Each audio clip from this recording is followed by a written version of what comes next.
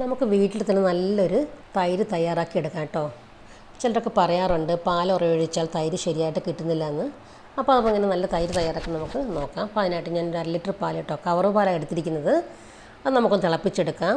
തിളച്ചതിന് ശേഷം നമുക്കൊരു സ്പൂണ് കൊണ്ടിട്ടൊന്ന് ചെറുതായിട്ടൊന്ന് ഇളക്കി കൊടുക്കണം. ഒരു 1-2 മിനിറ്റ് ഇളക്കി കൊടുത്താൽ മതിയാകും. ഇനിയപ്പോൾ ഒന്ന് തണുക്കാനായിട്ട് നമുക്കിത് മാറ്റി വയ്ക്കാം കേട്ടോ. തണുത്തതിന് ശേഷം ഞാനൊരു ഗ്ലാസ് ബൗളിലേക്ക് ഒഴിച്ചു കൊടുത്തിട്ടുണ്ട്. നമ്മൾ കാച്ചിയ പാത്രത്തിലായാലും കുഴപ്പമൊന്നുമില്ല.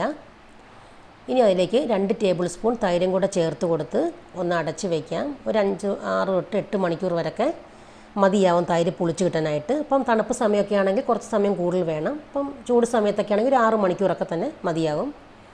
അപ്പോൾ 6 മണിക്കൂറൊക്കെ കഴിഞ്ഞ് ഞാൻ തൈരൊക്കെ ഒന്ന് നോക്കിയിട്ടുണ്ട്. നല്ലൊരു പുളിയില്ലാത്ത നല്ലൊരു കട്ട തൈര് തയ്യാറായിട്ടുണ്ട് കേട്ടോ. അപ്പോൾ വീഡിയോ ഒക്കെ ഇഷ്ടമായാലും സബ്സ്ക്രൈബ് ചെയ്യാൻ മറക്കല്ല്.